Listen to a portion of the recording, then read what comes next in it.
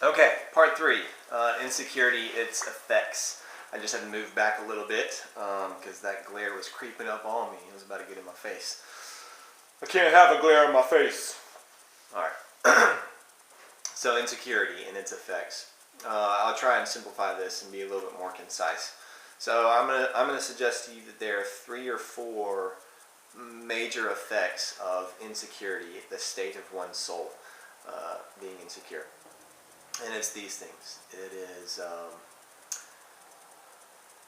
It's a tendency toward like a clamorous reevaluation of who you are.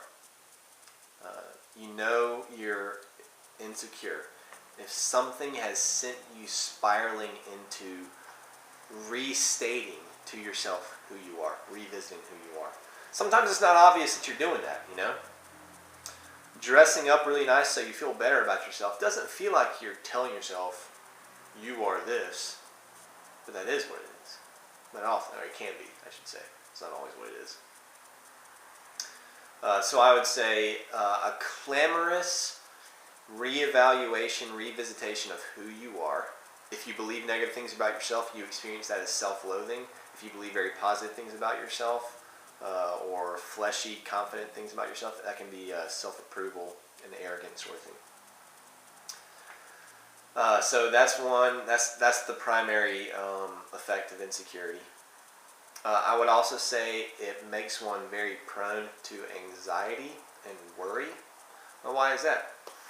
The reason is, if you don't know who you are, and this thing starts to fall, then in a moment when, let's say you've just sort of gotten off center or whatever, you might think to the future, and because you have not resolved who you are, the future can look bleak, very uncertain, like it's something to be concerned about.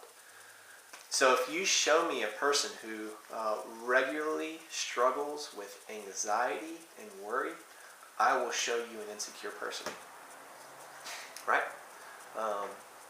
It's an insecurity about who you are that sometimes factors into it, and then worry and anxiety is not always about personal insecurity. It also has a lot to do with a lack of trust in God, of course, which a lot of that comes out of Matthew 6. But I think as just sort of a general painting of humanity, especially in the body of Christ, if you show me someone who is very worried and very anxious all the time, then it's a very high likelihood that its insecurity is driving a lot of that. So there's that, and then I also think insecurity, a major effect of insecurity, is a great propensity to be misled. Now, why would that be? If it's true that an insecure person is easily put into the frantic state of who am I seeking balance, trying to get balance again as soon as possible, then in this state of who am I, looking for new insights about who you are, do you see your susceptibility to being misled? Because something might be said about yourself, or you might get some fleshy idea about yourself, or God's enemies might whisper something to you, if I could put it that way. And it may sound very persuasive. Your new means for stability might be a lie, right? So sadly, a lot of people who are prone to self-loathing, which is what we usually call insecurity, by the way, who are prone to self-loathing, in that state of being sent off center and reevaluating who you are, the enemy can be very loud with statements about what a piece of junk you are, how you look, or that you'll never be blah, blah, blah, or that you're never as much of this as somebody else. And that can resolve questions about who you are. But it's based on a lie. And so insecure people have a strong susceptibility to being misled. It's also true, of course, not just for self-loathing, but gross self-approval. The enemy can definitely tell me sometimes that I'm way stronger than I am, that I don't need God like I do, that I can do things out of the flesh, that I should place value in things that should be of no value to me. So I think those are the characteristic effects. And so if you are If you're interested in sniffing out insecurity in your life and joining God in healing for that in your soul, then reflect. I would encourage you to reflect. Reflect on the sorts of things that happen to you in this state. And if you know people who are insecure, I don't think there's anything wrong with considering them, reflecting on them. And do you perceive it's true that insecurity tends to cause a very clamorous, that's an important word for me, I think, very frenetic, clamorous revisitation of who you are and how you answer that question.